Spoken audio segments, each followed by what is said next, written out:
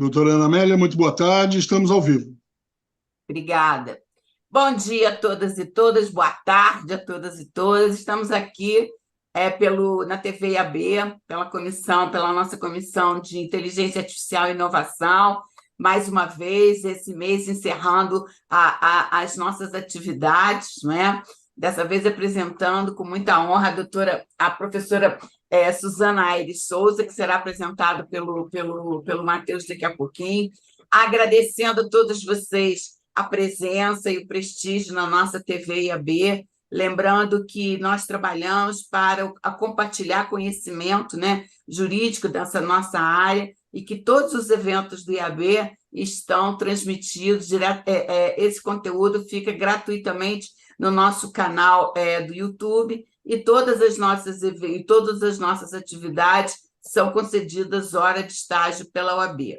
Eu agradecendo a presença de todos, eu justifico a ausência do nosso presidente Sidney Sanches, que se encontra em viagem a trabalho e que nos deu a honra me deu a honra de fazer essa apresentação. Então, tenhamos todos um bom evento e esclarecendo aqueles que vão querer, desejam ter o certificado, que ao final do evento será informado o código. Matheus, com você. Boa tarde a todos. Obrigado, doutora Ana Amélia, Marcelo, Bernardo e, claro, a professora Suzana, a estrela aqui de hoje. Bom, acho que falar em inteligência artificial hoje já é quase que redundante, porque já está no mercado, né, digamos assim. Antes era uma expectativa que a gente tinha, só que hoje já é uma realidade.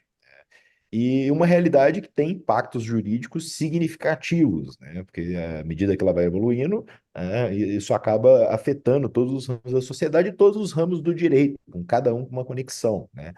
Então, acho que é importante a gente verificar e averiguar cada um dos impactos, né? Porque é impossível ver, de uma maneira geral, um impacto único. E na parte do direito penal, né, especialmente, a gente tem N situações, né?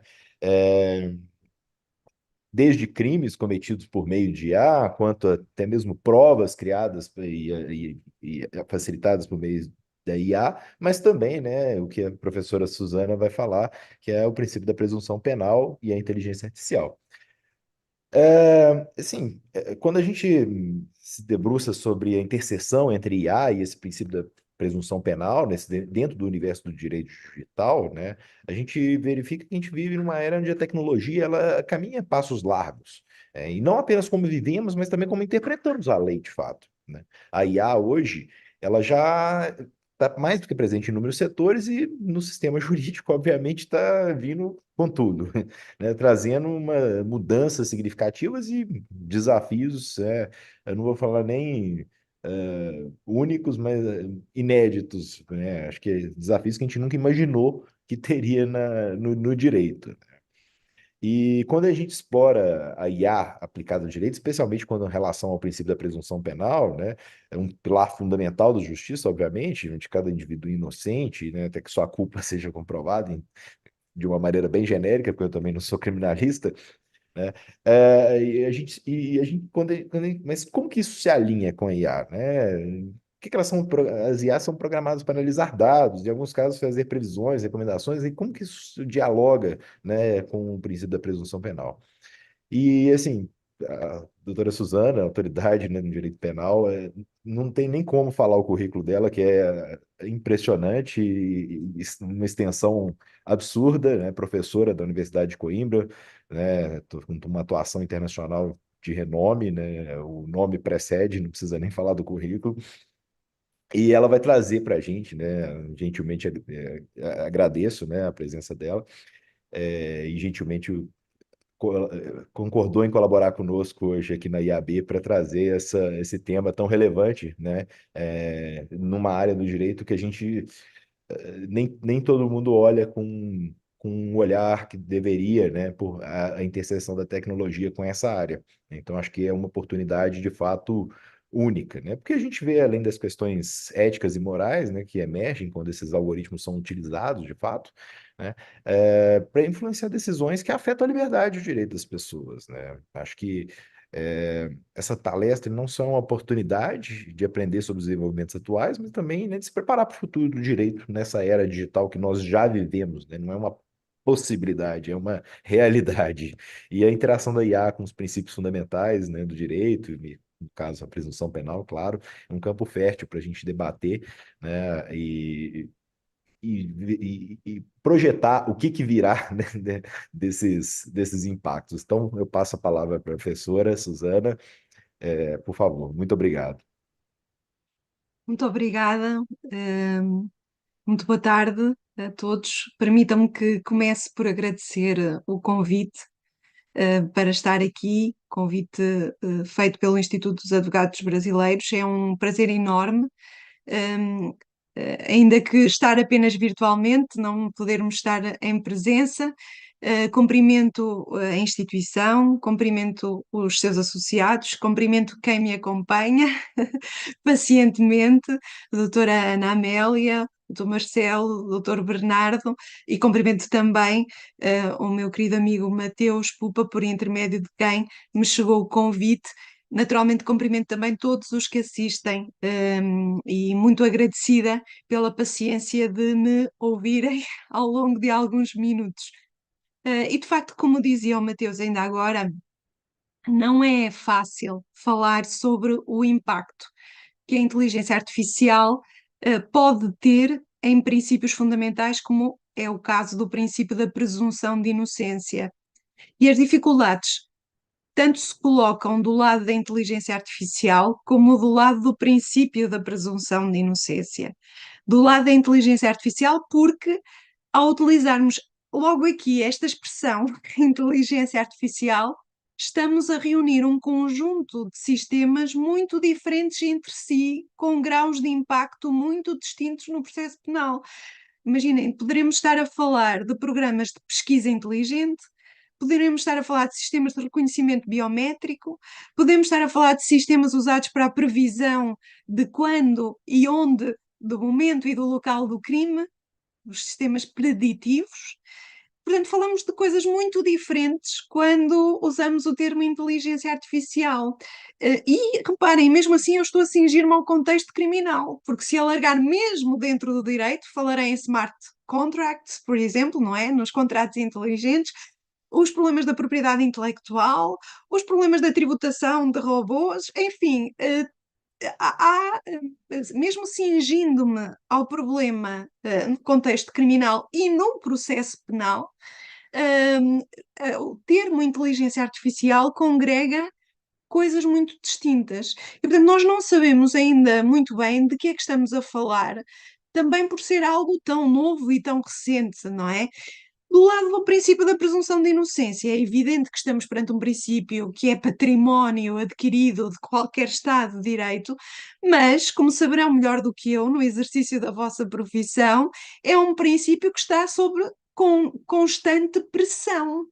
Não é? O princípio da presunção de inocência, para os advogados, é evidente que é um princípio, e então na história do processo penal brasileiro isso é muito paradigmático, na história e nos tempos mais recentes, também, alguns casos mais mediáticos, o princípio da presunção de inocência, de facto, é um princípio sobre imensa pressão, até pressão política também, precisamente porque entramos no conflito entre a presunção de inocência e a segurança dos cidadãos.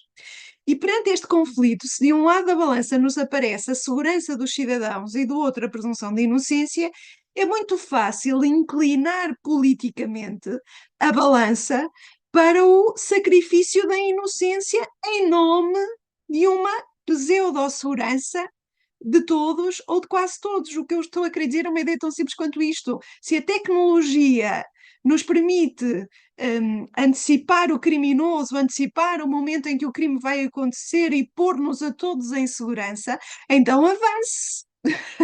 Ainda que por vezes o custo deste avanço possa ficar na penumbra, possa ficar escondido e seja demasiadamente caro do ponto de vista dos direitos fundamentais e da proteção dos direitos fundamentais.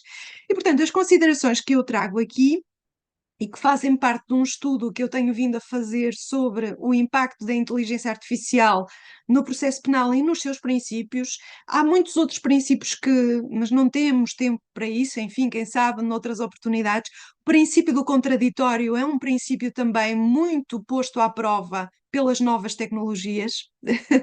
Mas, portanto, estava eu a dizer, estas considerações que venho partilhar convosco fazem parte, enfim, de um estudo mais aprofundado que procura ver como é que são desafiados os princípios do processo penal pelas novas tecnologias e, em particular, pela inteligência artificial.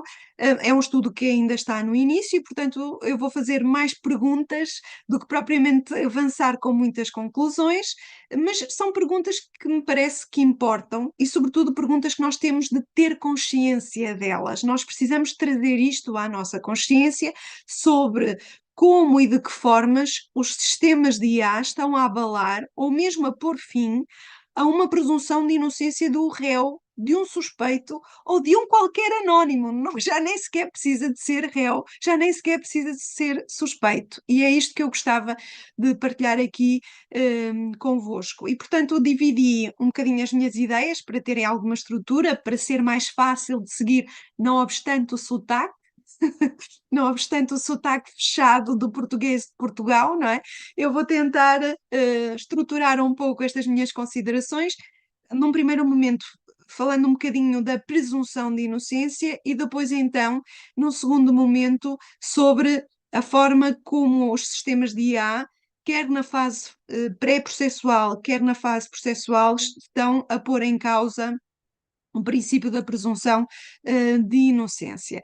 Bom, eu não me vou alargar muito na primeira parte, eu sei que haverá jovens advogados ou em vias de o ser que estão a assistir e, portanto, creio que é importante fazer este enquadramento sobre o princípio da presunção de inocência.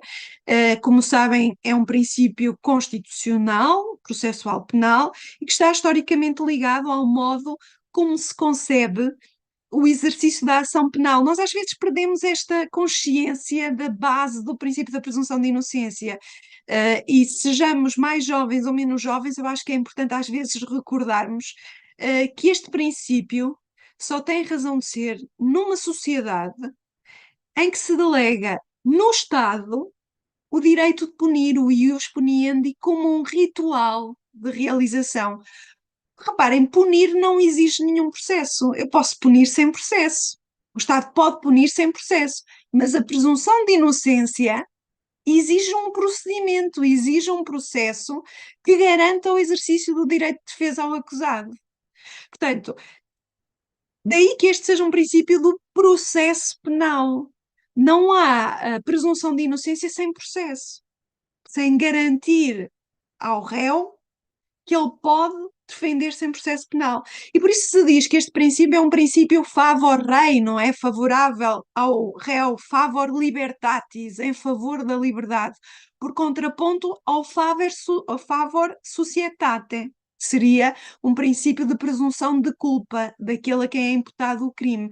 Aliás, é uma ideia que eu gosto muito, que aparece num livro, com certeza conhecerão, que é muito bem descrita por Platão nas primeiras frases da Apologia de Sócrates, quando quando Sócrates é acusado, não é? É disso que estamos a falar, e ao referir-se à persuasão do discurso dos seus acusadores, portanto, o discurso estava tão bem construído, era tão forte, que diz Sócrates: por mim, ao ouvi-los, quase me esqueço de quem sou. Está tão bem feito o discurso de acusação que, por mim, ao ouvi-los, quase presumo que sou culpado e me esqueço da minha inocência. É evidente que agora não é o momento para fazer um retrato do princípio da presunção de inocência. Há obras, há autores brasileiros de referência. Estou-me a lembrar, por exemplo, de Maurício Zanoy de Moraes, que tem um livro sobre a presunção de inocência no processo penal brasileiro. Mas, enfim, sempre direi que a presunção de inocência só faz sentido num contexto em que o Estado se afasta de uma ideia de exercício de poder sobre os seus súbditos e se aproxima de uma ideia de cumprimento, ao Estado cumpre o dever fundamental de proteger os cidadãos e de proteger os seus direitos fundamentais. Só num Estado deste tipo é que faz sentido o princípio da presunção de inocência, e por isso todos nós sabemos que, enfim, aparece muitas vezes na literatura a ideia de que o princípio da presunção de inocência se afirma com a Declaração dos Direitos do Homem, em 1789, mas já há reminiscências anteriores, mas de facto este é um marco inegável, a Declaração dos Direitos do Homem e do Cidadão, promulgada em 1789, no artigo 9º, diz qualquer coisa como todo acusado é considerado inocente até ser declarado culpado, e, se se julgar indispensável prendê-lo, todo o rigor desnecessário à guarda da sua pessoa deverá ser severamente reprimido pela lei. Portanto, já estava ali a ideia de que a liberdade é um bem fundamental e que deve ser preservado. Enfim, o princípio viria a ser consagrado em muitos textos internacionais e em muitos textos constitucionais. É o caso da Constituição Portuguesa, por exemplo, no artigo 32, número 2, é o caso da Constituição da República Federativa do Brasil, naturalmente, como sabem, no artigo 5º, inciso 57. Eu devo dizer, no entanto, que há algumas vozes na doutrina, sobretudo anglo-saxónica, e não vou explorar muito isto, mas acho que é interessante refletirmos, que defendem que o princípio, apesar de estar escrito na nossa Constituição, tem vindo a tornar-se irrelevante na prática e é substituído por uma retórica da inocência. Ou seja, todos falamos no princípio da presunção da inocência, mas depois na prática há uma tendência para isto ficar na oratória e na retórica e com poucos efeitos práticos, e na verdade presumir inocente alguém que surge no processo perante os jurados como acusado pelo Estado é logo aqui alguma contradição. Bom, mas enfim, apesar de tudo, eu creio que o princípio não morreu, não é? E, portanto, estes autores anglo-saxónicos que falam na retórica da inocência faz lembrar um bocadinho o Mark Twain, quando dizia, ao ler o obituário no jornal, dizia as notícias da minha morte são claramente exageradas, não é? Portanto, a pessoa que lê o seu obituário no próprio jornal e, portanto, as notícias da minha morte são claramente exageradas. Eu acho que o princípio da presunção da inocência ainda não morreu. Um, portanto, as notícias da sua morte também me parecem claramente exageradas.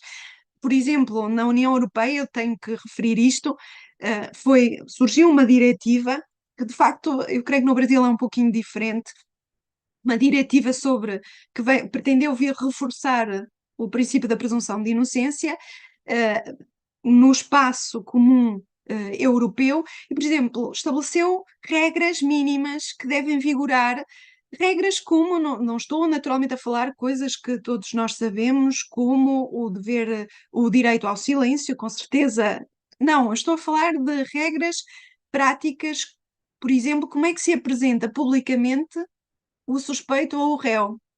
E na diretiva diz-se que não se pode identificar a pessoa. E eu, muitas vezes, assistindo a notícias nos telejornais brasileiros, vejo que não é assim, não é? Portanto, esta ideia de que, por exemplo, em atos concretos, como declarações públicas que são emitidas pelas autoridades públicas, é preciso preservar a pessoa do investigado.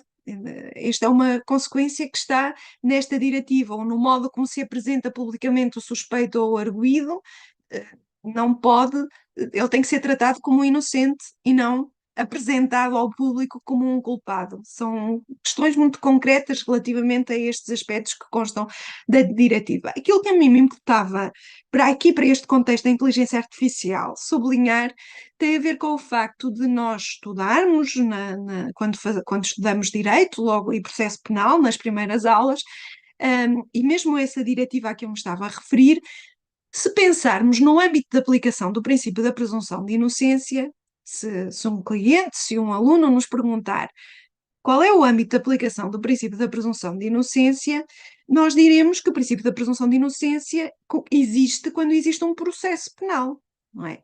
O princípio nasce com o processo penal. Só se presume inocente alguém que está no processo penal, como suspeito ou como acusado num processo penal. Portanto, é a partir do momento em que uma pessoa é suspeita da prática do ilícito penal, ou é constituída réu, ou contra ele é feita a denúncia, é a partir desse momento que nasce o princípio da presunção de inocência. E nós habituámos-nos a pensar isto assim, que o princípio da presunção de inocência está limitado no seu âmbito de aplicação ao processo penal e a todas as fases do processo, desde a investigação ao julgamento e até a presunção de inocência continua depois de uma decisão condenatória, não é? Até ao trânsito em julgado da decisão condenatória. Portanto, a doutrina tem assinalado que a presunção de inocência, de facto, se projeta no processo penal e que tem por fundamento um estado de dúvida em que se encontra o réu sobre os factos que lhe são imputados. E desta incerteza, deste estado de dúvida, decorrem para as entidades policiais e para as entidades judiciárias regras de tratamento, designadamente uma regra de tratamento e uma regra de decisão. A regra de tratamento do réu traduz-se na ideia de que ele tem de ser presumido inocente e, portanto, não pode ser tratado como objeto ou meio de prova. Só como um objeto ou meio de prova. Por isso é que tem o direito ao silêncio. A regra de decisão traduz-se, ao longo do processo, na ideia de que, perante esta incerteza se aquela pessoa é culpada e presumindo que ela é inocente, o juiz tem de fundamentar a convicção sobre a prova dos factos, para além de uma dúvida razoável, certo? E, portanto, aqui está a regra de decisão. Se ele não conseguir superar essa dúvida razoável, indúbio pro réu. O indúbio pro réu fundamenta-se no princípio da presunção de inocência, traduz-se nesta regra de decisão. Mas mesmo nas medidas de coação, apesar de na prática, mais uma vez, às vezes ser mais retórica do que outra coisa, a prisão domiciliária, não é? A prisão preventiva, deve ser a última das medidas. Eu disse medidas de coação porque é o termo que nós usamos aqui, estou a falar das medidas cautelares, não é? Ao longo do processo penal. Há uma gradação e, portanto, a mais grave, porque estamos a falar de alguém que se presume inocente, deve ser a última a ser aplicada. Claro que na prática nós vemos que não funciona muitas vezes assim, mas esta regra de decisão, se levássemos a sério o princípio da presunção de inocência, seria de que, se estamos a falar de alguém que se presume inocente, então a prisão preventiva deve ser a última das medidas cautelares a aplicar. E temos que criar um espaço de liberdade intransponível que decorre do facto de estarmos perante alguém que se presume inocente. Bom, também nós temos vindo, vamos lendo, volto a referir esta ideia, que é uma ideia importante para aquilo que lhes queria dizer, que de tudo quanto eu disse até agora, o princípio da presunção de inocência está voltado para um processo penal. Ora bem, nós distinguimos no processo penal, falamos da parte da repressão, mas os órgãos de polícia criminal também têm funções de prevenção, funções de segurança, não é? Funções de segurança. E, de facto, aqui começam a entrar com os sistemas de inteligência artificial, e vou fazendo a ponto para a segunda parte desta minha exposição. É que este espaço de liberdade que o princípio da presunção de inocência, que eu tentei aqui mais ou menos retratar, procura garantir, esse espaço de liberdade está a ser posto em causa pela introdução de novos meios tecnológicos para fins de law enforcement, para fins de investigação criminal. Como referi há pouco, os sistemas de inteligência artificial são usados para fins criminais diversos. Mas eu gostava de concretizar um bocadinho isto. O que é um sistema de inteligência artificial para estes efeitos? Bom, eu estou a considerar sistema de inteligência artificial os chamados sistemas de aprendizagem que são concebidos para atuar com autonomia e que são capazes de gerar previsões, recomendações ou decisões aptas a influenciar os órgãos de polícia criminal ou entidades judiciais. Esta é a definição de inteligência artificial que eu estou aqui a aplicar ao contexto criminal, pressuposta pela OCDE, ou seja, sistemas de aprendizagem que têm autonomia e que são capazes de influenciar uma decisão, que são capazes de prever por exemplo, um determinado resultado, fazer um juízo de previsão. Esta é, aliás, também a definição de inteligência artificial. Creio que saberão alguns que neste momento na União Europeia está a ser discutida uma proposta de regulamento europeu da inteligência artificial, aquilo que é conhecido como, na versão inglesa, como AI Act, não é? É um regulamento da inteligência artificial. E a definição que está pressuposta nesse regulamento de inteligência artificial, soubemos há 2 dias que ele vai existir.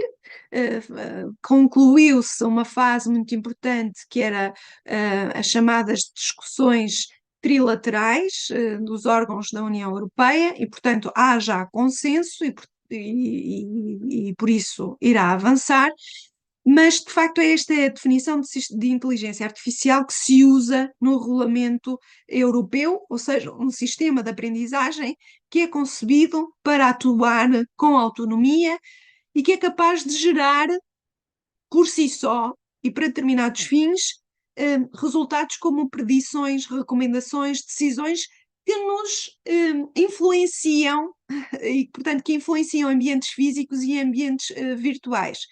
Ora bem, é justamente isto que eu queria. Pegando nesta definição, vou tomar 3 exemplos no contexto criminal, de sistemas de inteligência artificial que podem ser usados em contexto criminal e que vão beliscar, se calhar estou a ser simpática no termo beliscar, se calhar vão causar mesmo umas nódoas negras no princípio da presunção de inocência. E os 3 pontos que eu gostava de trazer aqui à consideração é a automatização da suspeita e da prevenção criminal, as formas automatizadas de recolha de prova e de obter prova penal.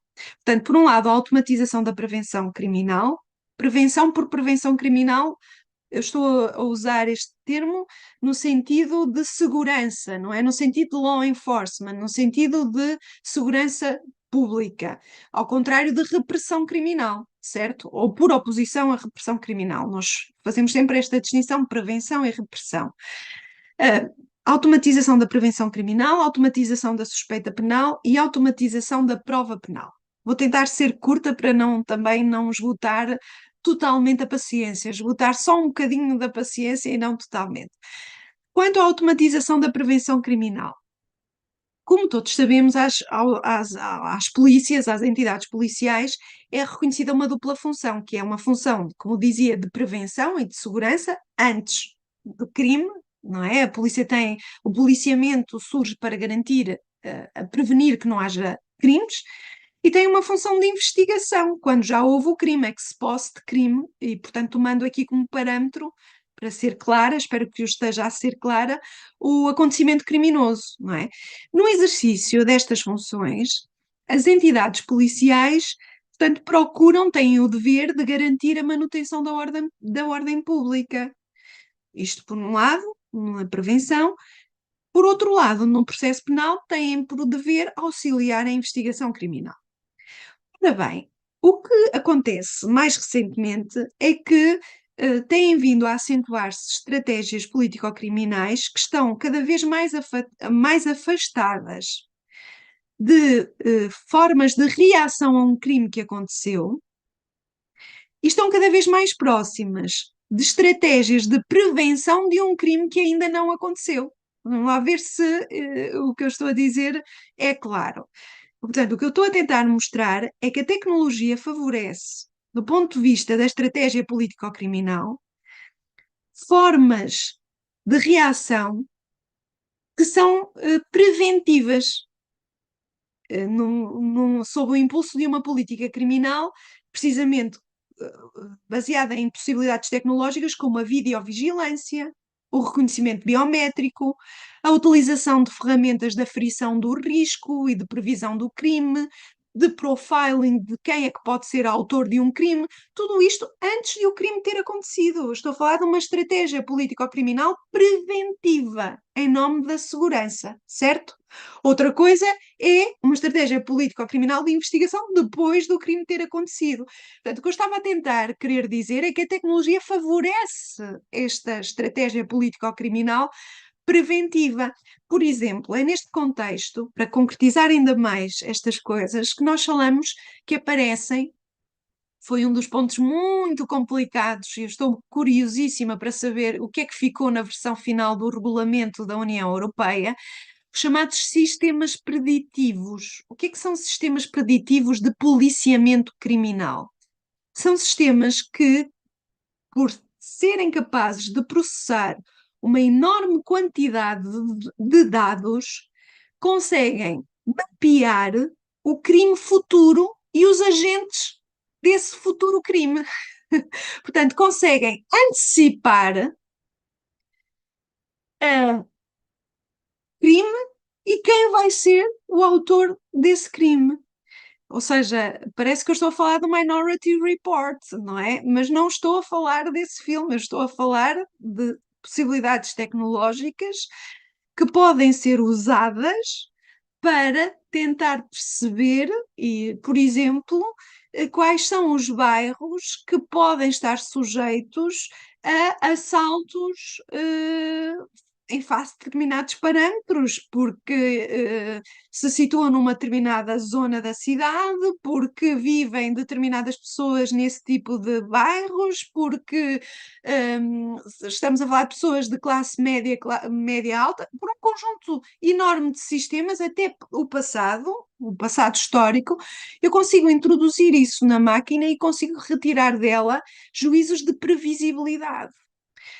E com isto, esbate-se um pouco aquela separação que eu estava a fazer há pouco entre prevenção e repressão criminal, com uma enorme pressão que daí decorre para o princípio da presunção de inocência, que, como vimos, por isso é que eu pedi a vossa atenção e a vossa paciência generosa, que, como vimos, quando é que nasce o princípio da presunção de inocência? Com o processo penal. Não existe princípio da presunção de inocência numa fase preventiva. Até hoje, aquilo que se ensina nas universidades, aquilo que nós temos nas nossas leis, é que o princípio da presunção de inocência nasce com o processo penal. Antes do processo penal não há princípio de presunção de inocência. O que estas técnicas me parece que fazem é diluem a separação entre prevenção penal e repressão penal. E com isso passamos a estar numa única fase e não sabemos bem, sempre sem princípio da presunção de inocência. E reparem, estas ferramentas preditivas, de facto, têm um impacto sobre o juízo de inocência ou de culpabilidade do arguido antes de existir um concreto suspeito, eu utilizei o termo arguido, desculpem, arguido é o réu no processo penal português e, portanto, agora fui aqui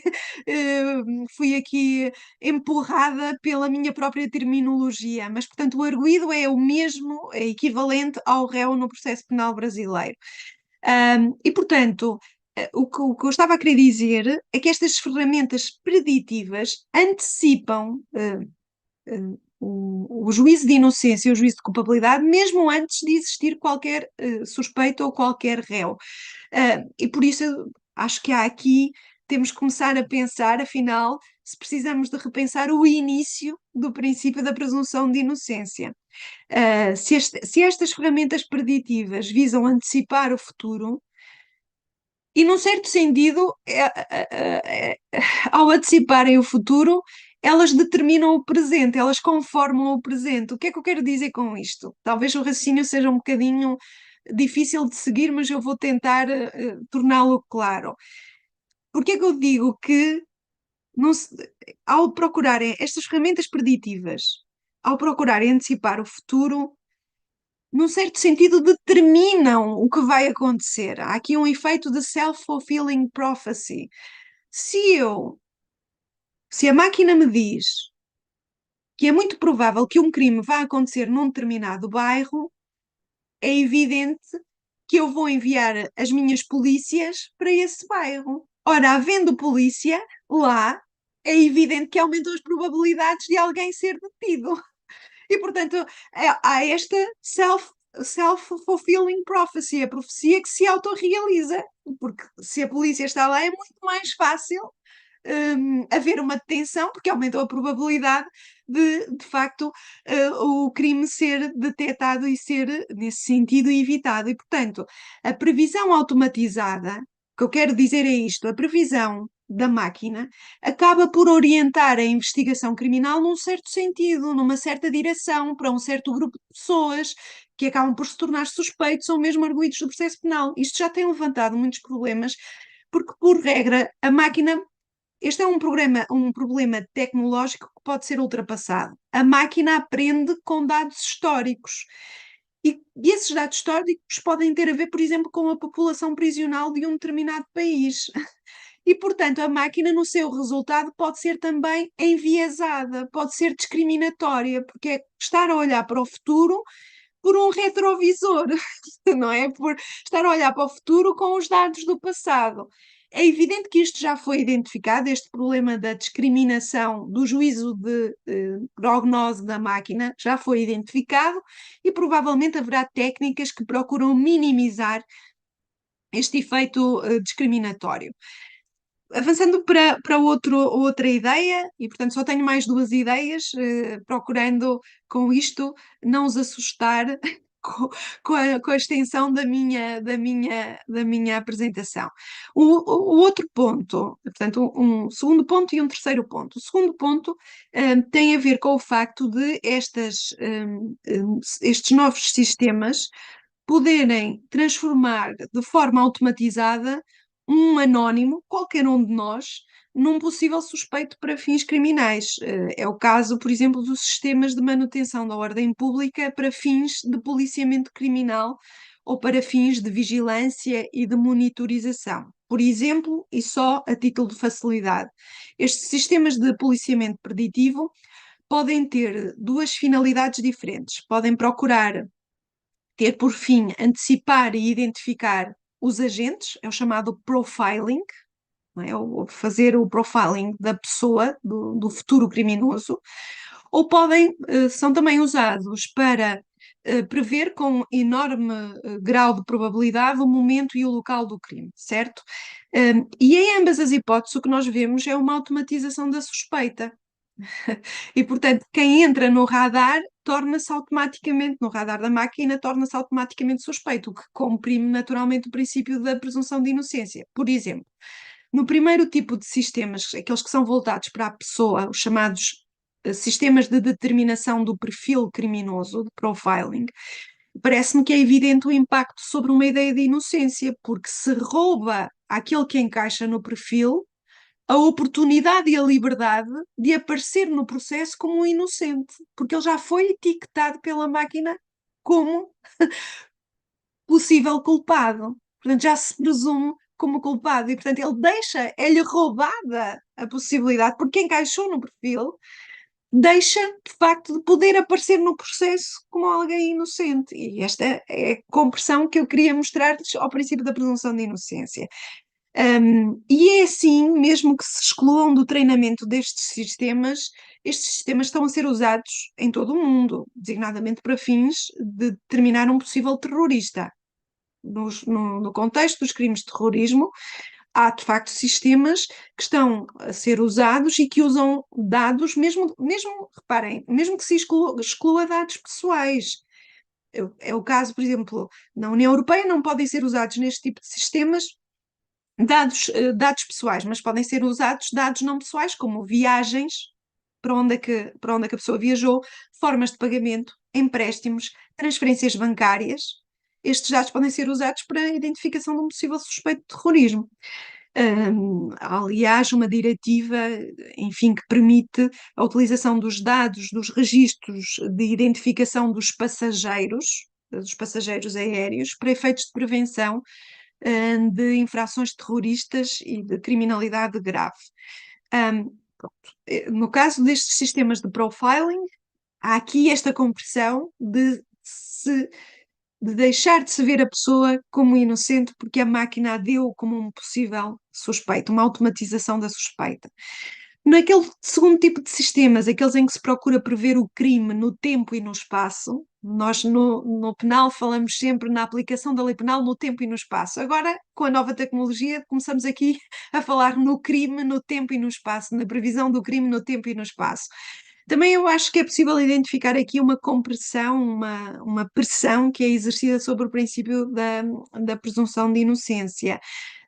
E que tem e mesmo, reparem, o que estes sistemas procuram fazer, a grande finalidade deles é potenciar uma detenção em flagrante delito, não é? Se eu consigo ter uma máquina que me permite, com algum grau de probabilidade, dizer onde e quando é que o crime vai acontecer, no fundo aquilo que se procura é evitar o crime e deter o agente em flagrante delito. E isto já tem levado à aplicação destes sistemas a detenções preventivas abusivas. Há já literatura sobre detenções preventivas abusivas que são feitas com base naquilo que a máquina diz.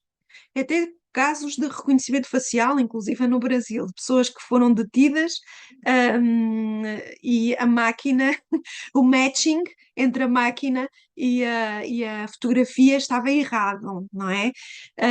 E, portanto, mas desconsiderando estas situações das prevenções, das detenções preventivas abusivas, eu também acho que o uso destes sistemas para tentar prever quando e onde é que o crime vai acontecer, também pode pôr em causa o princípio da presunção de inocência, porque passamos a ter, reparem, a máquina trabalha com dados médios, não vai olhar para a pessoa.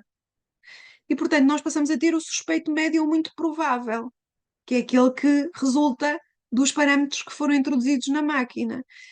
E, portanto, o que há aqui é quase esta pessoa, porque encaixa no padrão, torna-se automaticamente suspeito, não é? E esta pessoa, porque encaixa no padrão onde e quando o crime vai acontecer, porque estava no local errado à hora errada, pode, por exemplo, ser etiquetada como um possível criminoso. Enfim, há uma ideia interessante aqui que eu estou a procurar desenvolver, que é uma espécie de imputação com base na culpa de terceiros, com base no que os outros fizeram, com base nos dados históricos. Portanto, aquilo que nós gostamos sempre das expressões latinas, não é? Portanto, uma imputação ex iniura terci, não é? Por causa daquilo que outros fizeram. Por fim, último ponto que tinha para partilhar, a automatização da prova, não é? A automatização da prova e da sua obtenção. É evidente que estas novas tecnologias estão a ter importantes reflexos no processo penal e, em particular, na prova de um crime, de uma dupla perspectiva, porque vão possibilitar novos meios de prova e porque vão proporcionar também novos meios de obtenção e de recolha de prova. Portanto, vamos estar a falar, por exemplo, imaginem um carro autónomo e um acidente mortal, um atropelamento mortal. A prova está toda contida no software do carro, que grava de alguma forma, e estes casos são casos reais. Há um caso nos Estados Unidos muito famoso do primeiro carro autónomo da Uber em fase de testes que atropelou mortalmente uma pessoa que ia atravessar a estrada, e quer dizer, e a prova daquele caso não foi nada problemática. Aliás, se um de nós quiser ver o acidente, o vídeo está disponível. O vídeo que o carro fez, a gravação, a aproximação à pessoa, está no YouTube. Há fotografias, há imagens. Portanto, vamos ter novos meios de prova, ou novas formas de se chegar à prova dos factos, e vamos ter novos meios de obtenção de prova, novos métodos de obtenção de prova. E reparem, é fácil percebermos porque a maior parte de nós que aqui estamos, se calhar estamos a olhar para um celular ou estamos a olhar para um computador. Grande parte, uma dimensão enorme da nossa vida de hoje, privada e social, faz-se no mundo da tecnologia. E, portanto, nesse mundo virtual, onde está uma enorme quantidade de informação sobre cada um de nós. E, portanto, é evidente que hoje, não estou a dizer nenhuma novidade, se disser, há muitas pessoas que já escreveram isto, que as novas tecnologias estão na nossa vida e integram as nossas escolhas, as nossas decisões. Muitos dos comportamentos que nós temos, das decisões que tomamos, são tomadas com base sei lá, que roupa vou vestir, por exemplo. Se calhar olhamos para o celular para perceber qual é que é o tempo, é com base naquilo que a tecnologia nos diz. E, portanto, o que eu quero dizer é que os nossos comportamentos, quer no mundo físico, quer no mundo virtual, deixam uma pegada digital. Os vestígios digitais das nossas escolhas estão nesse mundo virtual. E na medida que essas escolhas digam respeito à prática de um crime, esses vestígios podem ter relevância probatória. Estou a falar da prova digital, não é? Agora, onde é que entra a inteligência artificial? Eu vou usar uma expressão muito usada em Portugal, espero que se perceba também no Brasil. As técnicas de inteligência artificial ajudam a encontrar a agulha no palheiro. Ou seja, o que é que eu quero dizer com isto? Esta informação é tanta, mas tanta, que cada um de nós e nós em conjunto vamos deixando no mundo virtual, que é muito difícil encontrar a informação que é criminalmente relevante a nós humanos. Mas para os sistemas de inteligência artificial é difícil. Porque a grande vantagem de um sistema de inteligência artificial é conseguir encontrar padrões que nós não temos capacidade de ver. E, portanto, aí está uma das grandes vantagens da tecnologia, que é, de facto, supera a nossa capacidade humana, porque tem uma enorme aptidão para coligir e para padronizar, portanto, para estabelecer correlações entre enormes quantidades de informação. E por isso é que eu dizia há pouco, estes sistemas prometem encontrar a agulha no palheiro e prometem fazê-lo de uma forma muito rápida, muito célere, muito eficiente do que qualquer ser humano. E isto está na base do desenvolvimento de uma nova ciência forense, que é a ciência forense digital. Já há muita coisa sobre a ciência forense digital, que está em contínua e progressiva expansão, no branqueamento de capitais, na fraude financeira. Há empresas que, no fundo, se dedicam a construir sistemas de inteligência artificial para prevenir a fraude financeira, para detectar o branqueamento de capitais. Ora, e portanto, como veem, os sistemas de inteligência artificial de facto vão aqui ter uma redução enorme na forma como se obtém prova, nas chamadas pesquisas inteligentes.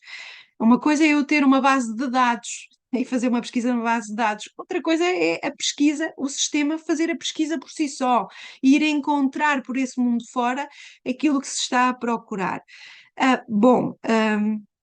E portanto, de facto, há aqui novas formas, e era aqui que eu queria chegar, de pôr em causa direitos fundamentais, como por exemplo a privacidade. Tudo isto só é possível se eu tiver dados, não é?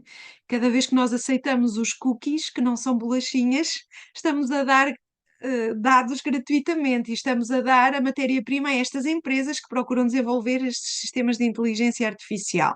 Portanto, são sistemas de facto altamente complexos, são sistemas que por regra são desenvolvidos, e este é um outro problema que eu gostava de trazer aqui, por grandes empresas privadas. O que traz um problema adicional para o processo penal, que é que já se pôs em processos penais, designadamente, por exemplo, nos Estados Unidos. A utilização destes sistemas, seja, por exemplo, para aferir o risco de reincidência da pessoa, não são desenvolvidos por empresas privadas que não vão explicar como é que o algoritmo funciona, porque senão estarão a dar o ouro ao bandido aqui, literalmente, não é? O que impede que se possa exercer o contraditório, não é? O que eu estou aqui o conceito que eu estou a tentar introduzir é o conceito de opacidade corporativa ou empresarial. que está muito ligada ao segredo negocial das empresas que desenvolvem estes algoritmos. E, portanto, estas empresas, estes algoritmos de aprendizagens não são desenvolvidos pelo Estado. Se calhar o Estado tem que começar a pensar em investir nestes sistemas, porque de outra forma há princípios fundamentais que vão ser de facto postos em causa. Para além desta opacidade empresarial, há depois também aqui uma opacidade cognitiva que tem a ver com a dificuldade em nós percebermos, compreendermos como é que funcionam os sistemas de IA, como é que um réu se defende daquilo que o sistema de IA diz, se não se consegue perceber como é que o sistema chegou àquela conclusão, não é? Como é que se exerce aqui o direito de defesa relativamente a uma caixa negra, porque o sistema não é explicável, não é?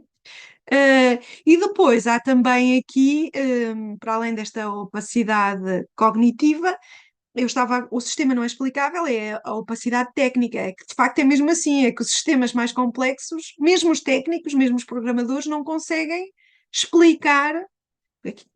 Não vou entrar agora, não é a altura de estar a explicar o que são algoritmos de aprendizagem, o que é machine learning, o que é deep machine learning, mas de facto são técnicas que são tão complicadas que, do ponto de vista técnico, não é possível saber porque é que a máquina teve aquele resultado, porque é que nós sabemos o que colocamos lá, o input, sabemos o output, mas o que se passa lá dentro é como a caixa negra do circo, não é? O que se passa lá dentro é obscuro, e é isto que se chama opacidade técnica.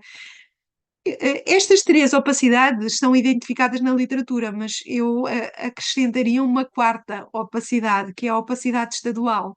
Quando nós tentamos perceber o que é que já há, o que é que está a ser feito, e nós tentámos aqui montar um projeto na Universidade de Coimbra, com alunos de doutoramento e com alunos de mestrado, em que procurámos perceber o que é que está a ser usado para fins de manutenção da ordem pública, e de facto, ou não está a ser usado grande coisa, ou não há informação sobre o que é que está a ser usado. Claro, nós percebemos que tem que haver aqui alguma reserva, estamos a falar da segurança, estamos muitas vezes a falar de segurança nacional, mas também é difícil estudar o impacto destes sistemas nos direitos fundamentais se não soubermos o que é que, de facto, o Estado e as entidades policiais e os serviços de informação estão a utilizar, não é? E, portanto, há também aqui uma certa opacidade estadual. Bom, eu acho que estes sistemas, como sistemas de inteligência artificial para fins de recolha de prova, vão ser, já estão a ser algo que vai existir, e é uma questão de regulamentação, não é? Agora, tem que haver de facto regulamentação, não é? Porque de outra forma nós podemos sempre questionar até que ponto os direitos fundamentais, até que ponto aquele que se presume inocente está ou não a ser presumido culpado pela máquina, não é? E, portanto, na verdade, as coisas invertem-se. É interessante porque eu acho que cometi um lapso quando dei o título desta minha intervenção. Eu queria dizer princípio da presunção de inocência e aparece princípio da presunção penal. E depois, quando me dei conta, mantive, porque de facto aquilo que eu estou aqui a falar é de uma presunção penal, é de uma presunção, a máquina como instrumento de presunção de culpabilidade. E acho que nós precisamos de refletir sobre isto, porque poderemos estar aqui a inverter o princípio da presunção de inocência num princípio da presunção penal. E com isto termino, voltando ao princípio, ao título e aproveitando para corrigir o título desta apresentação, que se deve a um lapso meu. E, portanto, termino. Obrigada. Eu creio que tem o microfone desligado, doutora Ana Amélia. Que aula maravilhosa, professora Suzana. Muito obrigada, viu? Marcelo, está com você, ó. Então, boa tarde a todos. Eu queria primeiro cumprimentar a doutora Ana Amélia, que conduz esse evento, preside, o doutor Bernardo e o doutor Matheus Pupi, quem convidou a doutora Suzana, que nos abrilhantou hoje com essa fala, que, como a doutora Ana Amélia colocou, foi uma fala maravilhosa. É uma fala de um olhar para o futuro, e esse olhar para o futuro é um olhar para os algoritmos. E nos faz lembrar muito o livro do Stefano Rodotà sobre a sociedade da vigilância. Acho que quando ele escreveu o livro, ele não conseguiria dimensionar o que chegaríamos em pouco tempo sobre essa sociedade que tem tanta vigilância e também as questões que são trazidas sobre privacidade. Um tema que foi trazido pela doutora, que é uma preocupação urgente nas democracias, e, principalmente, além de ser um desafio, é uma preocupação muito maior em países autoritários. E é necessário se pensar, inclusive, nos aspectos internacionais sobre como essa IA vai ser comentada em todo o contexto. Eu tenho algumas perguntas, mas que seriam muito mais curiosidades, doutora Suzana, até porque a minha área não é do penal, a minha área é da propriedade intelectual. Então, eu vou até utilizar o princípio da inocência aqui para dizer que as minhas perguntas não são tão técnicas como deveriam, por eu não ser exatamente dessa área. E a doutora comentou muito na sua fala sobre como que a IA pode ser utilizada para colher provas, armazenar provas, e como que ela pode ser utilizada também para criar subsídios para eventuais condenações, para antecipar julgamentos, crimes e assim por diante. Mas eu gostaria de fazer uma pergunta que é um pouco o inverso desse sentido, porque a IA também pode ser utilizada para cometer crimes, e como instrumento para cometer. E aí, quando surgem novos meios de colher provas, também existem novos crimes, existem novas estratégias de defesa dos acusados. Quando se faz uso da IA para cometer um crime, a situação, por exemplo, da defesa de um acusado que vai alegar que não foi ele que cometeu aquele crime. Quem cometeu aquele crime foi a tecnologia, foi o software, e quem deve responder por isso são as empresas de tecnologia. Então, essa seria a minha primeira pergunta. Eu agradeço muito a pergunta, porque também tem a ver com um período da minha vida em que refleti sobre isto. Escrevi um texto que se chama precisamente Não fui eu, foi a máquina. E portanto acho que a pergunta é mesmo essa, e depois tinha um subtítulo que é a teoria da infração penal. E há de facto aqui várias coisas.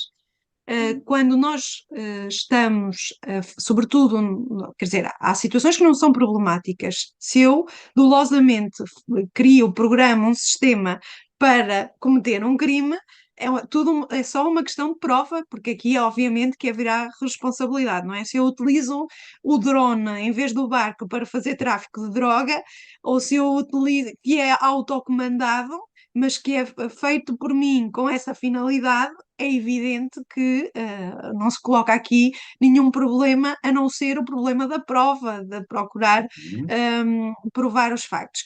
A questão é problemática, e eu acho que era esses casos que se estava a colocar, relativamente a sistemas como os sistemas de aprendizagem, têm a capacidade de decidir sozinhos, vamos chamar-lhe assim, que têm autonomia de decisão. E, portanto, quando o sistema é capaz de decidir e de executar autonomamente, isso interrompe a imputação a quem estava lá atrás. E, de facto, aí é um problema complicado, não só para a responsabilidade penal, para a responsabilidade civil também, porque entramos aqui no problema da causalidade, no problema da previsibilidade do dano, se o dano era ou não previsível, relativamente, por exemplo, ao programador. E entramos numa coisa que é muito importante, que é isso que o regulamento europeu está a procurar fazer, que é a criação de deveres de cuidado e de monitorização e de supervisão que podem depois fundamentar uma possível responsabilidade pelos danos associados àqueles sistemas. E quando eu digo responsabilidade, não estou apenas a referir-me à responsabilidade penal, estou a referir-me à responsabilidade, não é? Em geral. E, portanto, mas também responsabilidade penal, no sentido que se houver violação de um dever de cuidado, pode haver imputação a título de imprudência, a título de negligência, não a título doloso, mas já há aqui um fundamento para uma imprudência. Na sua pergunta, fez referência, e portanto, de facto, para responder à questão, relativamente a sistemas que têm essa capacidade de decidir e de executar sozinhos e que podem causar danos de forma podem decidir autonomamente, é preciso repensar os modelos de imputação, porque eles não estão adequados a essas situações. Repensar, por exemplo, aquilo que nós sempre estudamos na graduação em Direito, que é a responsabilidade pelo produto, a responsabilidade do produtor, a responsabilidade tudo isso tem agora de acomodar esta nova realidade. Agora, eu acho que se calhar vamos discordar aqui num ponto. Eu acho que também temos que repensar a responsabilidade das empresas, porque a responsabilidade, vou utilizar o termo abrangente, mas estou a incluir aqui também a responsabilidade criminal. Embora eu saiba que é uma questão delicada e complexa no contexto brasileiro, porque no Brasil só há responsabilidade criminal das pessoas jurídicas por crimes ambientais, não é? A lei dos crimes ambientais. Mas pode haver responsabilidade administrativa por crime de corrupção, enfim, mas por regra não há, este não é um tema, não há responsabilidade criminal, há uma responsabilidade administrativa. Não é assim em Portugal. Nós temos responsabilidade criminal dos entes coletivos, das pessoas jurídicas, há muitos anos, desde a década de 80, por exemplo, para crimes fiscais, para crimes económicos, e desde 2007 para branqueamento de capitais, corrupção, há responsabilidade da pessoa jurídica. Agora, mesmo os países que admitam a responsabilidade criminal têm problemas. Porquê?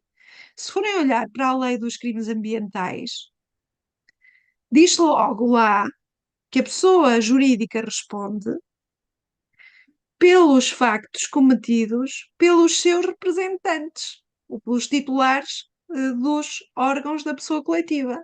Ou seja, pelos atos cometidos pela pessoa humana que representa a pessoa coletiva. No modelo não cabem os sistemas de inteligência artificial. A pessoa coletiva responde pelos crimes cometidos pelos seus representantes, que são pessoas humanas.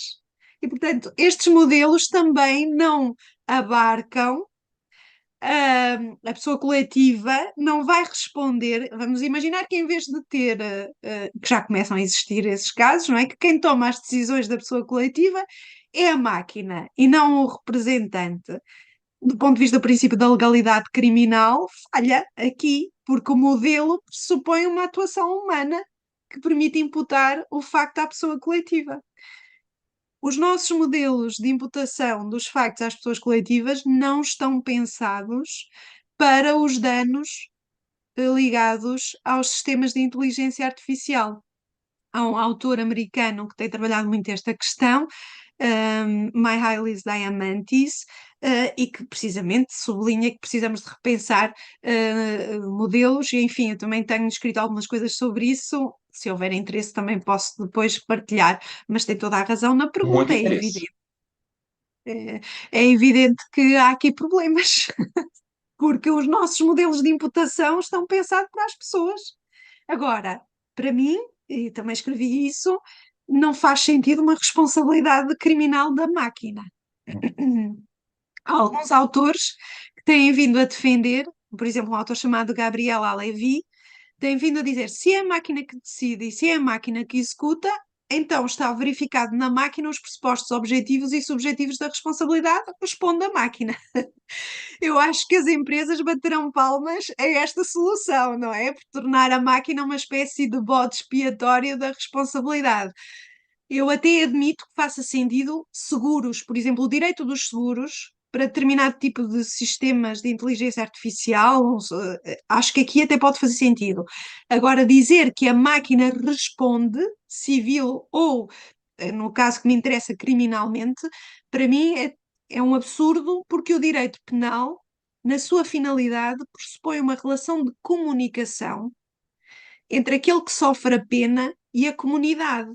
E a máquina não sente a pena, a máquina não é capaz de ser o lado desta relação comunicativa, não é? E, portanto, a pena não faz sentido relativamente a uma máquina. Direito penal é o direito sancionatório. Ora, o direito sancionatório não faz sentido relativamente a uma máquina que, para já, ainda não têm qualquer ideia de moralidade, qualquer ideia do que é bem e do que é errado, não é? Digo para já, porque nós não sabemos para onde é que vamos, não é? Nós não sabemos aonde é que a tecnologia nos levará e, portanto, esta coisa das máquinas morais, não sabemos se não as viremos a ter no futuro, não é? Obrigado, doutora Suzana. Eu não sei exatamente quanto tempo eu tenho para as perguntas, mas não quero cansá-los. Eu fiz uma série de perguntas, até porque a sua fala foi assim, de um nível altíssimo. Mas eu fiz um sorteio aqui e eu separei duas, e a doutora fica à vontade para escolher qual a doutora quer responder, caso não haja um tempo suficiente. Bom, a doutora comentou que a IA ela tem como característica que ela decide de forma autônoma. E a doutora colocou um caso, um acidente que teve nos Estados Unidos, pode até utilizar o caso de um veículo. Vai ser a IA que vai decidir no acidente de trânsito se vai atropelar uma pessoa idosa, uma pessoa, tomar uma decisão de uma criança, enfim, de uma série de situações. E a minha pergunta é a seguinte: são alguns países que produzem tecnologia de inteligência artificial. Unidos, Europa, enfim, alguns países da Europa e assim por diante. E se nós estamos, mais uma vez, numa situação de uma superioridade ou de países que vão ditar, não só, a doutora falou, de uma automatização, mas também numa padronização. Como, por exemplo, atropelar uma vaca em Portugal ou um carro em Poliá, no Brasil, é diferente de atropelar uma vaca na Índia. E aí, se nós não vamos criar a IA, e vão ser esses países que vão exportar para o mundo todo, e alguns serão mero consumidores, como o Brasil, não vão ditar também valores que podem ser utilizados para o direito penal. E nós sabemos que o direito penal varia de país para país, de acordo com seus costumes, seus valores, a história do seu direito e assim por diante. Então, essa seria uma colocação. E a outra, a doutora comentou na sua fala, principalmente no final, que a necessidade de se regulamentar a IA. A União Europeia, no dia 9 de dezembro, há poucos dias atrás, chegou a um acordo provisório sobre essa regulamentação. E aproveitando que a doutora está aí na União Europeia, está em Portugal, eu gostaria de saber, embora a doutora tocou um pouquinho nesse assunto, que caminho segue essa regulamentação, em especial no aspecto do direito penal e do direito processual penal. Agradeço muito, muito as duas perguntas, e a anterior também, mas estas perguntas, sobretudo a primeira, toca uma coisa que eu acho que é muito importante e que não está refletida, que é a questão de saber até que ponto a máquina é capaz de aprender o multiculturalismo. É um Sim. multiculturalismo suscetível de ser aprendido por uma máquina, e, num certo sentido, há uma padronização e uma imposição dos Estados que desenvolvem, não, nem são bem os Estados, são as empresas que desenvolvem estes sistemas, e que os programam de acordo com aquilo que são as suas regras e que passam a ser usados noutros países onde vigoram culturalmente e juridicamente regras diferentes. Isso é de facto uma questão muito interessante, que é também muito transversal e muito complicada. Eu lembro-me de uma vez, a propósito do problema dos veículos autónomos, usando isto como laboratório para centrarmos um bocadinho, de facto, os veículos autónomos, isso vê-se muito bem, porque o MIT tem um estudo a propósito de saber se programava o veículo autónomo, o dilema do trolley, o dilema clássico ético do trolley, ou seja, se eu desviar o trolley, mato, em vez de 5, vou matar uma, mas sou eu que estou a desviar o trolley. Ou devo deixá-lo continuar e, portanto, não interferir e morrerão 5 pessoas, ou devo intervir e desviá-lo, desviar o bus, não é? O autocarro, o trolley, e com isso sou eu, através da minha ação, que estou a matar, na outra não. E o MIT tem um estudo muito interessante, saber se, por exemplo, os carros devem ser programados para minimizar, para salvar a vida da criança, para salvar a vida do idoso, para salvar a vida de 5, em vez de salvar a vida de 1. e vamos ver, isso até estava disponível há uns tempos atrás, que a resposta vai ser diferente consoante seja colocada no Oriente. No Oriente, a resposta será: deve-se salvar o mais velho, o mais experiente, aquele que tem mais para dar, no Japão, por exemplo. No Ocidente, provavelmente será a criança, deve salvar as crianças, não é? Por exemplo, lembro-me que na Alemanha isto ficou-me, na dúvida, não se deve fazer nada. E, portanto, isto tem muito de kantiano, não é? Tem muito de kantiano. E, portanto, tem toda a razão nessa pergunta. E eu acho que há coisas que não podem ser programáveis, que não devem entrar na programação. E estamos a falar dessas coisas. Há coisas que a máquina tem de ser neutra do ponto de vista destes valores. Agora, no caso que eu estava a falar há pouco, e eu não sei muito bem como é que os veículos autónomos estão a ser programados. Nós sabemos que há já vários problemas jurídicos, ainda há dias vinha a Tesla, por exemplo, está a ser investigada por um possível defeito no seu autopilot. Estamos a falar de um caso clássico de uma possível responsabilidade por defeito no produto. Pronto. Só que este produto é um produto diferente, é um produto inteligente. Mas no caso que eu me estava a referir, é um caso muito interessante e que já chegou ao fim. A maioria das pessoas depois desligou-se do caso e não sabe que o caso já chegou ao fim. Eu sei que tenho pouco tempo e, portanto, se calhar não vou conseguir. Eu não sei bem quantos minutos é que tenho, mas sei que, do ponto de vista do bom senso, não devo abusar da falsa generosidade. E, portanto, apesar de não saber formalmente o tempo que tenho, sei de consciência que não devo aqui abusar. É a diferença entre nós e as máquinas, não é? Nós temos este sentido intuitivo. As máquinas são programadas formalmente. E, portanto, nesse caso, o que se pôs foi que o sistema foi ensinado com várias imagens a identificar o que é uma criança, o que é uma pessoa, o que é uma bicicleta, o que é uma. Só que naquele caso tínhamos uma senhora a atravessar uma estrada, empurrando uma bicicleta, com sacos pendurados na bicicleta, com vários sacos. E esta imagem nunca tinha sido mostrada à máquina, porque a realidade é a mais fértil das imaginações. E, portanto, a máquina viu o obstáculo, mas não conseguiu qualificá-lo, classificá-lo. É uma pessoa, é uma bicicleta, é um outro tipo de obstáculo. E quando deu o alarme para a pessoa que ia lá dentro, que é suposto não fazer nada, porque estávamos em fase de testes de veículo, já foi mesmo quando se dá o embate. Como eu disse há pouco, quem estava a testar estes veículos autónomos era a Uber, que é uma das empresas, como devem imaginar, que mais interesse tem neste tipo de tecnologia. E punha-se aqui o problema de saber quem é que era o responsável por aquela morte. A senhora morreu. É a máquina? É o humano que ia lá dentro e que não atuou, que não iria atento ao que estava a acontecer, aquilo que se chama designated driver, ou é a empresa? Né? Voltamos outra vez àquela questão. E eu devo dizer, enfim, se tiverem curiosidade, também posso indicar mais coisas sobre isto, mas só para terminar, que o Ministério Público deduziu acusação contra, sabem quem? Contra a pessoa humana que é lá dentro. Não deduziu acusação contra a empresa. E isto leva-nos para um outro tópico que eu acho que temos que começar a refletir, que é a questão de saber se, mesmo em países que admitem a responsabilidade criminal das empresas, isso é retórica ou é de facto verdade.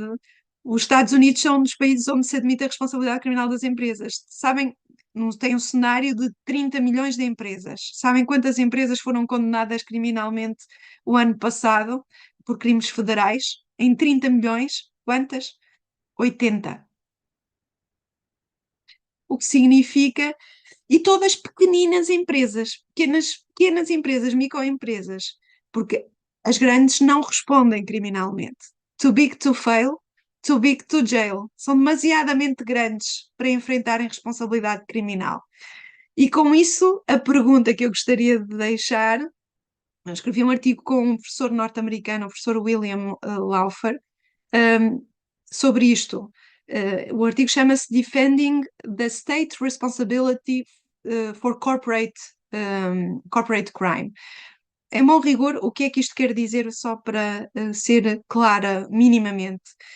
Será que o Estado ainda existe na distribuição da responsabilidade criminal contra as grandes empresas? Ainda há Estado? Nós dizemos, é o Estado que faz a justiça penal. Se eu estou a dizer que as grandes empresas não respondem criminalmente porque conseguem chegar a acordo, nem sequer entram no processo, será que ainda é o Estado que realiza a justiça penal, ou estamos a falar de um Estado capturado pelas grandes empresas, não é? Nós precisamos também, e se pensarmos nas empresas tecnológicas e no desenvolvimento do sistema de inteligência artificial, esta questão ganha muita importância. Só para dizer uma ou duas palavras sobre a outra pergunta, o regulamento europeu aliás, influenciou a legislação que está neste momento em discussão também no Brasil, também há legislação sobre a inteligência artificial, e ele baseia-se numa ideia de criar deveres, dito de uma forma muito simples. Não vou ser agora tecnicamente rigorosa, é só para se perceber. Divide os sistemas de inteligência artificial a partir do grau de risco que têm para os direitos fundamentais. E consoante o grau de risco for subindo, mais obrigações existirá para aqueles que produzem, programam ou distribuem ou utilizam os sistemas de inteligência artificial. Portanto, temos sistemas relativamente aos quais não há nenhumas obrigações, são sistemas de risco mínimo. Temos depois sistemas que são proibidos, pura e simplesmente. Por exemplo, aquilo que existe na China, sistemas de ranking social, consoante por exemplo, se um de nós tiver uma multa de estacionamento, estacionar mal o carro, isto na China representa pontos negativos. E, portanto, as pessoas vão sendo. Há um ranking social que, aliás, é relevante, pode ser relevante, por exemplo, para coisas como sair do país, não sair do país, fazer determinadas escolhas. A utilização da inteligência artificial para fins de ranking social é uma das coisas que é banida no regulamento europeu. E depois temos o grosso do regulamento é ocupado com os sistemas de elevado risco. E é para esses que se cria um conjunto de obrigações em termos de compliance, em termos de transparência, em termos de robustez do sistema. Por exemplo, sistemas que sejam usados no contexto da saúde, nos hospitais, têm que cumprir depois esses requisitos todos. Sistemas que sejam usados no contexto da educação, por exemplo, há um conjunto de requisitos em que o provider, não é, aquele que fornece, tem a obrigação de mostrar que os requisitos estão cumpridos.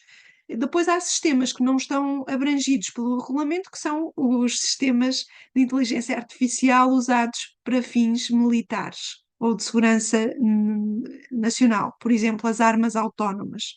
As armas autónomas não são abrangidas pelo regulamento. Isso é um retrato muito geral, mas pronto, é o que é possível. Professora Suzana, obrigado, sua palestra foi fantástica. Queria agradecer aqui, né, por essa aula de hoje. Eu acho que hoje todos nós aqui saímos com um acréscimo de informações e de aprendizado, né? E acrescentando a sua fala, né, eu queria colocar, eu moro no Rio de Janeiro, né, e no Rio de Janeiro a violência pública ela realmente é um fato, é notória, né? Então, dentro disso, há uma empresa, só para ilustrar o que a senhora acabou de falar,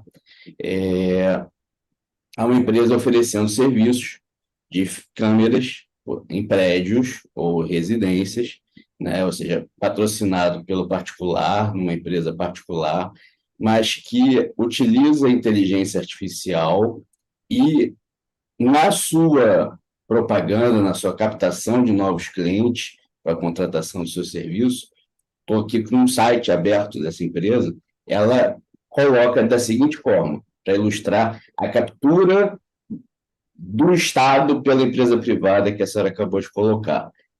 Ela analisou 3.120 ocorrências. Dessas 3.120 ocorrências, ela diz que, através dessa empresa, foram presas 252 pessoas. E foram inocentadas 7 pessoas.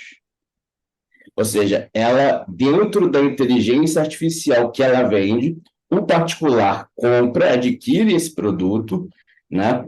E o Estado, no seu vácuo de segurança, e que contribui para isso, porque ele abre seus sistemas para essa empresa, né? E aí eu vejo uma responsabilidade do Estado nesse sentido, né? Dos governantes, né? Ilustram isso que a senhora acabou de comentar aqui, acabou de colocar, né? A captura de empresas no vácuo do Estado, né? De uma responsabilidade estatal que, na sua própria propaganda, se vangloriam, né? Dessa condenação. Ela já condena, né? E a gente vê que condena muito mais do que inocenta. 252 pessoas presas e 7 inocentadas, né? Então, eu acho que esses dados objetivos pequenos, aqui da cidade do Rio de Janeiro, né, demonstram muito bem o que a senhora acabou nessa aula magnífica né, traduzem isso, né, essa explanação que a senhora fez. Sim, aliás, não é caso único. Ainda há pouco tempo estava a ler uma empresa no Reino Unido que fazia exatamente esse tipo de publicidade, e, portanto, no fundo, o que está em causa é uma privatização da função de segurança que nós reconhecemos ao Estado, não é? O Estado está a falhar nesse exercício de manutenção da ordem pública. Nós temos novas formas tecnológicas de milícias, num certo sentido, não é? É um termo demasiado, se calhar, abusivo, mas como o Estado não é capaz de nos dar a segurança, encontra-se essa manutenção da ordem pública na prestação dos privados. Os privados sempre foi assim, os privados sempre exploraram as falhas, as lacunas que existem no mercado e que podem ser proveitosas, não é? E, portanto, é o que está a acontecer aqui. Mas isso leva-nos a uma questão mais profunda, que é, afinal, perceber, e pode-nos levar a questionar, para que é que precisamos do Estado, não é? E, portanto, a partir daí entramos num discurso muito perigoso e muito complicado, não é? A Mas, de captura, facto, sim, a esse captura exemplo, do Estado pelo privado. sim. E podemos estar a abrir uma porta em que todas estas funções que historicamente nós atribuímos ao Estado, por ser o Estado um ente público imparcial, num certo sentido superior, estão a ser delegadas a empresas privadas que não são neutras, como o Estado é, não é? E, sobretudo, no exercício da ação penal, isto é bastante delicado, não é? Porque nós podemos estar a abrir uma porta para. Nós, neste momento, já estamos com estabelecimentos prisionais privados. Já estamos cada vez mais a privatizar a própria investigação criminal e a segurança pública. Quer dizer, resta apenas o tribunal. Se formos substituir o tribunal por um juiz robô, em bom rigor, todo o sistema acaba por ser privatizado. E, portanto, é importante nós termos consciência disto, porque o caminho que estamos a traçar é um caminho que nos deve fazer parar para refletir. Sim, é o próprio fim do Estado, né? Se a gente for pensar, pode levar ao fim do Estado. Isso. Bom, há uma pergunta aqui, professora, no nosso chat no YouTube, do Dr. Marcelo Bonelli, que ele pergunta: a senhora imagina que os problemas apresentados podem ser resolvidos por legislações nacionais, ele bota norte-americanas, por exemplo, comunitárias, como a União Europeia, ou precisam ser abrangidas por órgãos transnacionais, como a ONU, como tem ocorrido com energia nuclear, ou qualquer outro processo que não possa ser contido por somente uma nação, ou um conjunto de nações coletivas. Acho que tem muito a ver com a própria existência do Estado, né? Já está se pensando na não existência dele e em tentar controlar e evitar maiores danos. Sim, a pergunta tem todo o sentido e agradeço-a, mas eu não sei se sei responder à pergunta. O que eu sei dizer é que eu acho que esse perigo já foi vislumbrado e foi vislumbrado pela União Europeia, que procurou marcar posição no sentido de criar uma regulação. Reparem, a escolha da figura, eu utilizei aqui uma palavra que não a expliquei.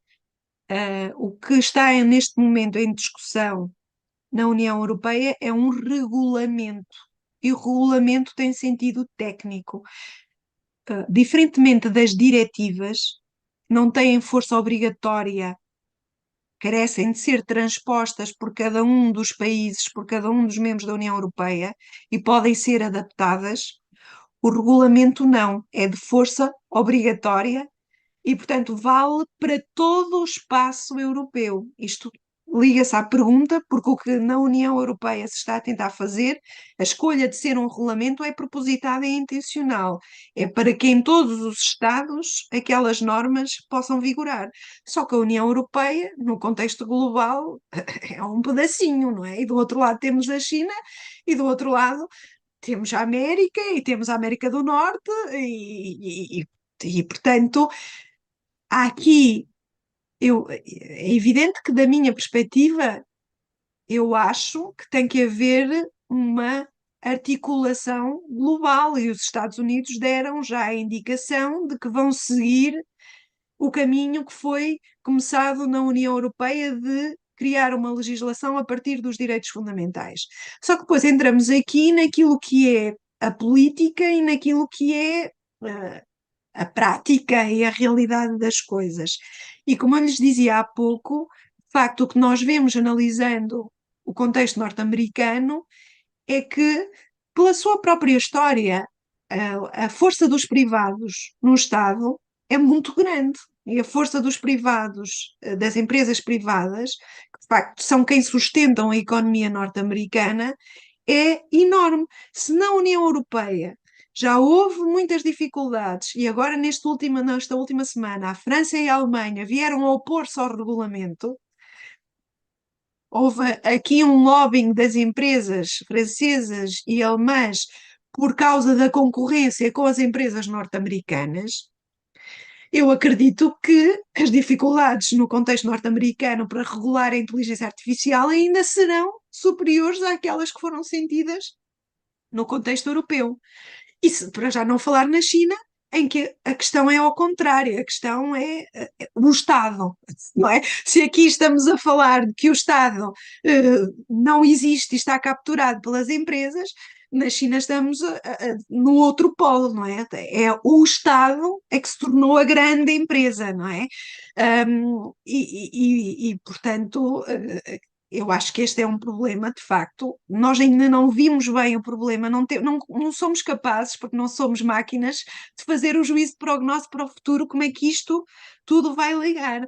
Agora, o facto de termos uma regulamentação europeia, o facto dos Estados Unidos já terem manifestado a intenção de regular a inteligência artificial no sentido de proteger os direitos humanos, no sentido de proteger os direitos fundamentais, naturalmente dá-nos alguma esperança de que, de facto, haja aqui uma preocupação. Sim, senhora, não devemos travar a tecnologia. Eu não sou nada fatalista nesse respeito. Eu acho que a tecnologia nos ajuda. Aliás, eu não estaria aqui a falar com os senhores se não fosse a tecnologia.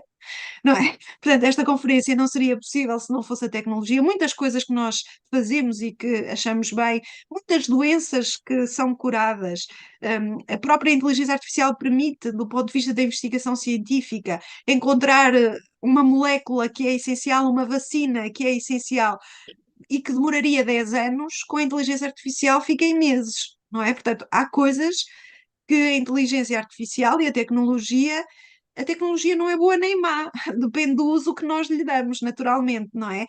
E para isso precisamos da regulação, precisa de entrar o direito. E o que eu acho é que o direito chegou demasiadamente tarde a esta conversa. A tecnologia avançou e nós estamos agora a iniciar a discussão, não é? Portanto, nós já estamos a chegar tarde, a regulação está a chegar tarde. Mas, quer dizer, eu tenho esperança de que a regulação e o direito terá aqui um papel a dizer relativamente à tecnologia, ao desenvolvimento tecnológico e a um certo capitalismo sem limites. Eu creio que aí o direito terá alguma resposta a dar. Obrigado, professor. Professora Suzana, que agradecendo aqui a sua generosidade em compartilhar seu conhecimento conosco, nossos ouvintes, e para o IAB é uma honra muito grande, né? A senhora está falando agora, a senhora comentou sobre o direito não acompanhar, invariavelmente o direito não consegue acompanhar a velocidade das mudanças tecnológicas, né? O que eu particularmente considero bom, sob pena de o que está acontecendo aqui agora no Brasil, no que se refere à regulamentação da inteligência artificial, o perigo de se legislar sobre o que não se conhece, não é? E também o risco de engessar a tecnologia por excesso de regulamentação, não é? A senhora comentou que foi a coisa de 2 dias, né? A União Europeia trouxe os princípios basilares, né? Não tem um texto exatamente sobre a regulamentação da IA, mas tem aquilo que nós inclusive, na audiência pública do Senado, que nós estamos convidados a participar, sobre análise do PL da regulamentação da IA do senador Rodrigo Pacheco, é que nós temos que dar diretrizes e princípios e esperar acontecer. Já solta com essas diretrizes e princípios e aguarda, né? Aqui temos um sandbox regulatório que está sendo o tema da IA aqui no Brasil, professora, ele está sendo meio disputado, sabe, por algumas a Anatel, a Autoridade Nacional de Proteção de Dados, todo mundo quer ficar dono desse tema, né? O sandbox legislativo, o sandbox regulatório foi criado pela a Autoridade Nacional de Proteção de Dados, que agora também quer ser sobre IA, né? Então, nós estamos com todo esse arcabouço de ideias e pensamentos que está dando uma certa confusão. A professora Suzana também participou dessa audiência pública, né? E no que diz respeito ao nosso lado do direito, né, professora, nós temos um receio do que está acontecendo aqui no Brasil. Eu não sei ainda em Portugal, mas o nosso sistema judiciário porque ele é muito maior, né? E ele é totalmente eletrônico, ok? Então, nós já ouvimos aqui nessa série de eventos que nós realizamos na nossa comissão, diálogos sobre inteligência artificial, né? Sobre o olhar da academia, que foi interessantíssimo, né, gente? Né, Bernardo? Sobre o nosso acadêmico Lênin Streck, que disse que agora a gente tem que aprender palavra-chave ao invés de aprender direito para poder entrar com recurso, porque se você conseguir descobrir as palavras-chave daí, o teu recurso é aceito no Tribunal Superior. Eles são os snipers dos nossos recursos, né? E o que o Poder Judiciário está fazendo?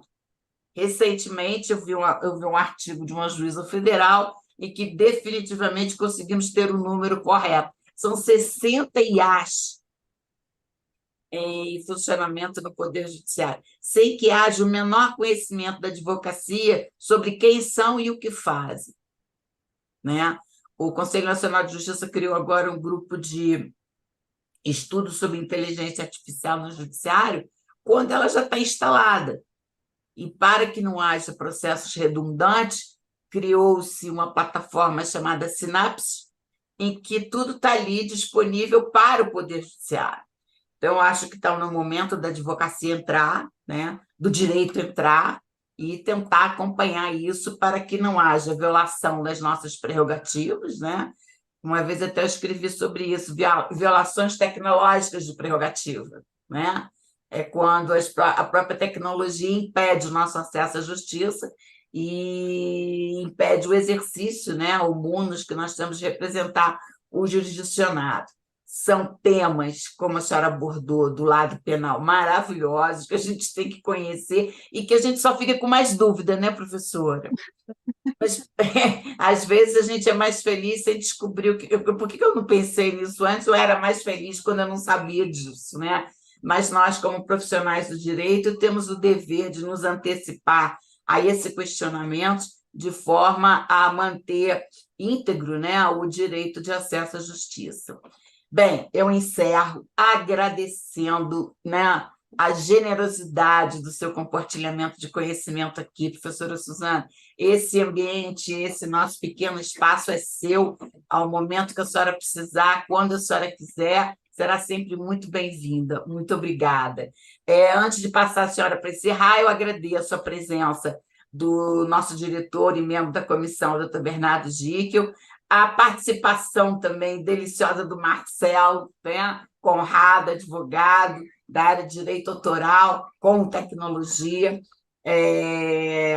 para vocês acompanharem também nossos eventos através do IAB, tá? E eu passo a palavra à senhora para o encerramento, professora. Muito obrigada. Muito obrigada eu é que agradeço a generosidade de me receberem e, sobretudo, a paciência de me ouvirem em coisas que às vezes são um pouco mais difíceis de ouvir, porque de facto não trabalhamos com elas todos os dias, mas eu acho que a doutora Ana Amélia disse uma coisa que me parece que é fundamental e que qualquer jurista entenderá, que é a tecnologia leva-nos mais longe, e é bom que seja assim, mas não nos pode levar longe demais.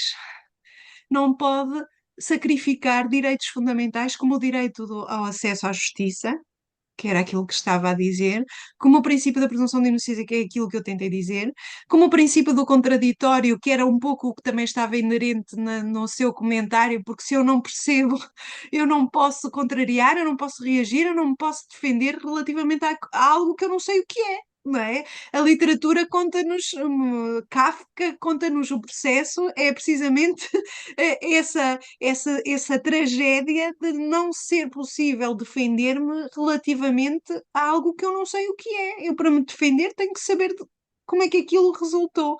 E, portanto, de facto, a tecnologia leva-nos mais longe, mas aí cabe ao direito garantir que ela não nos leve longe demais, e acho que isso é de facto, enfim, a ideia com que eu terminaria, e mais uma vez muito obrigada por me receberem. Muito obrigada a todos. Vamos então, desconectar. Fiquem com Deus, boas festas e fiquem bem. Até logo. Bom Obrigada. Natal, boas Bom festas. Natal, bom Natal.